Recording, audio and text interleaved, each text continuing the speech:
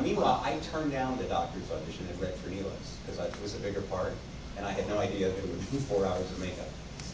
And I came this close to getting Neelix. It was between me, Ethan Phillips, and I didn't know he was my competition because we had been friends at that time already for at least a dozen years.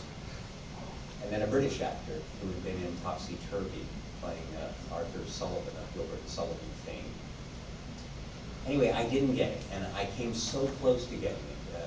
What I was told later was that the network, the network execs wanted Ethan Phillips, and the producers wanted me, because he was more the way the character was described. Ethan was a little shorter, you know. But I didn't get it, and thank God I didn't get it, because I saved 6,500 hours of my life out of the makeup chair. And they came back to me and said, would you audition for the part we originally asked to see you for, the doctor? And I said to my wife, I don't get the joke. I said, is he a machine? He says, colorless, humorless, a computer program of a doctor. Does that sound like a barrel of laughs? So she said, read the lines. And I read them, and she said, I think you're funny. So that was my wife. And my wife, I think, was in love with the idea of me having a steady job at that point. So I went in. I'm the only actor who read once. Some of the other actors read 4 and 5 times, but because it was near the end, and they'd already seen me test. So I went in, when you go to a final network test, which is what they used to call a screen test, but now they don't video them, so it's a live test. It's the worst possible circumstances. First of all, everybody's there. The heads of the studio, the heads of the network, the producers of your show, all the most important 16, 22 people, they're all in the room. And usually, the producers at least have seen you audition for that part at least twice, sometimes 3 times. But I have never done any of these words before because I had already tested for the other part. And that in itself is strange because once they pass through you for a role, they usually treat you like a used paper towel. It's like you're gone. They move on to other actors. So the fact that they came back to me, there was something about me, my voice, they said that they liked for this other part. So I went in and I read only once. Michael Piller, God rest him, was so gracious, said, Bob, you know, Bob has never read these lines for us before. Do you have any questions? I said, no, let me just take a stab at it. And I did one of the biggest no-nos you could possibly do. I ad-libbed. I didn't know for Star Trek, you don't ad-lib, right? So the first ad-lib I did, I'm reading with the casting director. Now, Nan Dutton, usually it was a woman named Judy Lowry Johnson who cast all the Star Trek shows, but she had just had twins. So Voyager was the only show that was cast by another casting director named Nan Dutton, and she was exhausted, just exhausted. She'd been put through the mill. It was right near the end of this lengthy months and months of casting, and she was just exhausted. So she's reading the lines with me, and the line from the pilot, I'm supposed to scan somebody, and I say, your injuries are not serious. You can return to your station. So I scan the casting director, and I say, your injuries are not serious. You can return to casting. I said, at the audition, in front of everyone. And she blew her cookie. She went, like, I can't believe you said that, and laughed. And then I just went on, and then I only had 6 or 8 lines, and I knew I had to make them laugh.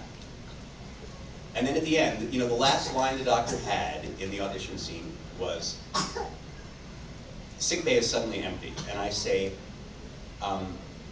I believe someone has failed to terminate my program because I've been left alone in sick bay. And I took a long deadpan look at everyone in the room and said, I'm a doctor, not a nightlight. And I got a huge laugh, walked out, and they hired me. And it was just this cheesy DeForest Kelley ripoff got me 7 years of work. There you go. And that became the source of them using D. Kelley jokes for me thereafter. That's what gave them the idea, and that's why I did. I'm a doctor, not a counterinsurgent. I'm a doctor, not a voyeur. You know, I'm a doctor, not a doorknob. I mean, literally, they just decided. And when I met D. Kelley for the first time, I said, you know, my character. First of all, when he went on stage, he said, "Damn, Jim, I'm a doctor, not a hologram." I thought it was pretty funny. But when I met him, I said, Mr. Kelley, I said, you know, my character pays homage to your character all the time. He goes, you mean you steal from? I said, yeah, pretty much. So, We're running a little bit short on time. Really? I thought I had a whole hour, no? Yeah. I'm not even going to get, all right. Andrew, go ahead. You have a lot of room with Cass and with 7 of 9, especially with relationship with them on Voyager. How do you with female relationships? How do I like female relations? I On love screen. them. I mean, on screen. How do you Oh. like interacting with females or relationships like that on screen? How do I react with females on screen? Well, the whole the relationship I had with 7 of 9 in the show was also a product of my bugging the writers. When Kes left the show, when they broke up our original cast, I was obviously sad to see Jennifer leave. She was a very quiet and kind of introverted person, but her work was terrific on the show. But when she left, I went to Brandon Braga and said, I'm concerned that Kes is really the Doctor's sounding board. She's his mentor in his developing personality. Everybody else treats him like a windbag. If you take Kes, his confessor, away, then I'm afraid the character will go back to being just a joke. He won't have any way to reveal his other side to another character. And he said, think of a way that you can relate to our new character, played by Jerry Ryan. And well, once I saw Jerry Ryan, I could think of several ways I'd like this. But I did. I took it seriously, and I went away. And then I came back 2 weeks later, and I said, okay, how about this? How about if we turn the relationship that Kes and the Doctor had the other way around? The Doctor now feels that he can teach 7 of 9 how to be a human again, better than a human. In other words, he feels that he is the best suited person to teach her how to reclaim her humanity after being a Borg all these years.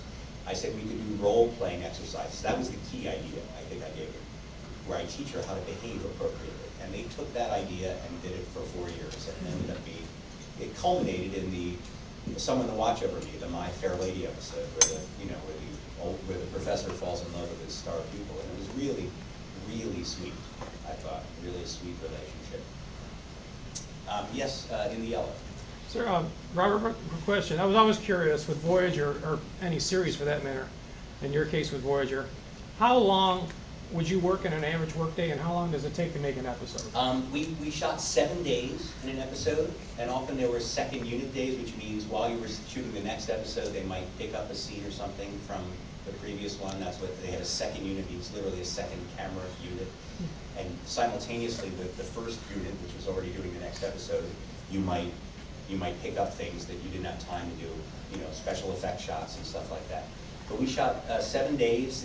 We averaged, it seems like about, I don't know, 6 to 7 pages a day. Some heavy dialogue days we might do 10 pages of dialogue, and other days that were heavy special effects and action we might only shoot 3 pages. I think we worked, it depends on the director and how complicated the show was. We often worked 16-hour days. But I would say the average work day was probably 14 hours. And so your call keeps getting later and later in the week. You start out the week with a 6 a.m. call, and by Friday you might get an 11 a.m. call and work till 1 or 2 in the morning Saturday. So we worked hard, and the poor guys in makeup, like Ethan Phillips and all that. Remember, they were there the whole day, plus the 3 hours into the makeup and 45 minutes out of it. Yes? Why did it take so long for them to give you a name? They waited until the final episode. Another fault of mine. About 3 weeks before we went on the air, I said to Rick Berman, "Are you going to list me as Doc Zimmerman in the opening credits?" And he said, "Yes, we are," because that was what the Doctor's name was going to be. And I said, "Well, we're doing kind of a plot point of what is the Doctor, whether the Doctor could have a name, should he be entitled to have one, because we were doing a story about it in episode 4, we just shot it.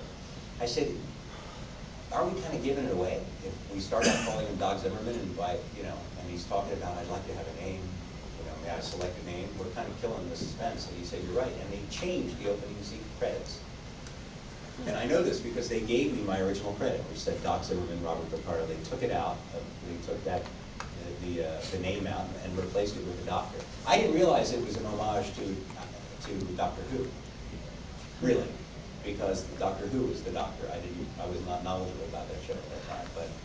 But But because of that one suggestion, that was another joke we played on and off for 7 years. Yes, sir. Were you a Star Trek fan before you cast? I hate to answer this question. No, I'm sorry, but I have thrown myself at the feet of the faithful, and I've seen the light. Thank you, Gene. No,